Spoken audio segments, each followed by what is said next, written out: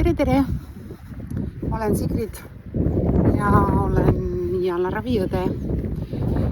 Tulin natukene kõndima ja mõtlesin, et räägin natukene või ka päris palju olulistest asjadest. Ehk siis jalgade hügieen või siis lihtsamas keeles jalgade pesemine. Võite kommenteerida, kes kuidas jalgu peseb, kas peseb, sest et tegelikult on väga palju probleeme jalgadega just sellepärast, et ei pesta korralikult jalgu. Et ma annan väiksed nõuanded, kuidas ja mida teha, kuigi enamusele tundub see täiesti loogiline, et ma pesen jalgu. Aga jalgade pesemisel ja pesemisel on ka vahe. Kui me käime duši all, siis väga paljud mõtlevad, et okei, ma pesen oma keha ära, oma juuksed ära ja jalad on seal kõige all ja nemad saavad ka puhtaks. Tegelikult ei saa. Täna päris hea tuul.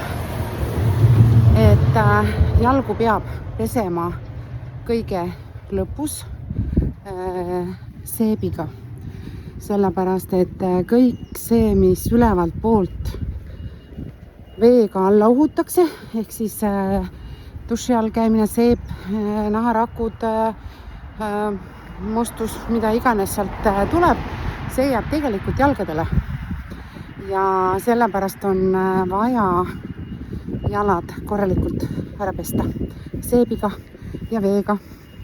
Eriti varbavahed ja jalgade kuivatamine on veel üks eraldi teema, sellepärast et varbavahed tuleb ära kuivatada korralikult rätikuga.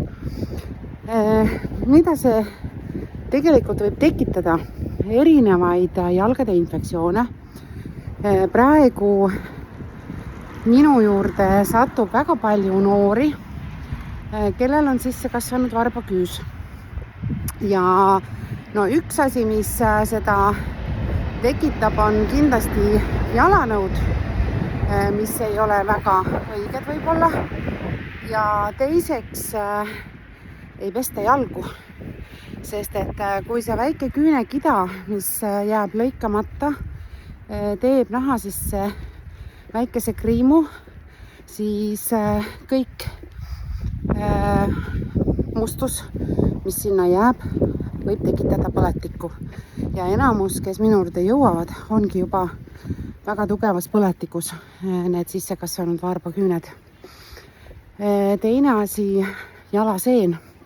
Eriti need, kes võib-olla on turvajalatsites, terve päeva ühed ja samad jalanõud jalas, jalad higistavad ja kodus käiakse duši all ja jalgu eraldi ei pesta, siis see võib ka tekitada esiteks ebameeldivat lõhna jalgadel ja kehvemal juhul siis seda jalaseent. Nii et tegelikult on väga oluline pesta jalgu korralikult ja see on kõikidel. Mina mäletan, minu isa minule juba väiksena ütles, et jalgu tuleb korralikult pesta ja kuivata alati varbavahed ära. Praeguseks hetkeks mina ei suuda üldse niiskete varbavahedega olla, sellepärast et see tekitab ebamugavat tunnet. Nii et tegelikult see on võib-olla kõigile või enamusele selline enesestmõistetav, aga väga paljud seda ei tea ja ei oska seda korralikult teha. Proovige, kommenteerige või siis andke märku,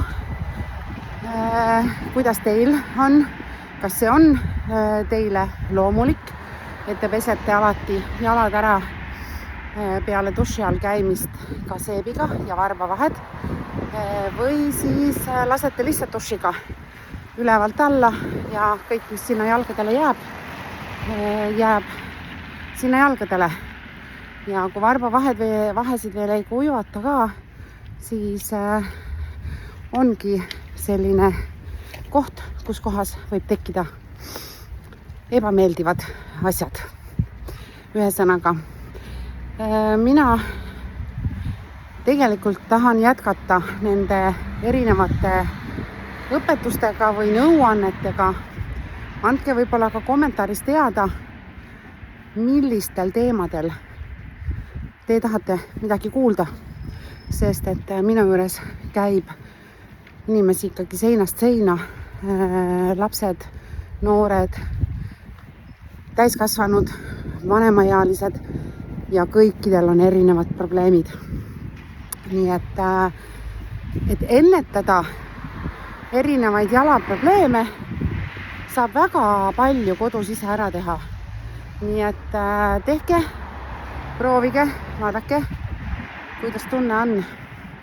Nii et mina lähen nüüd piknikule ja karolauku korjama. Nii et mõnusat päeva, täna pühapäev, päike paistab, aga väljas on külm. Tšau, tšau!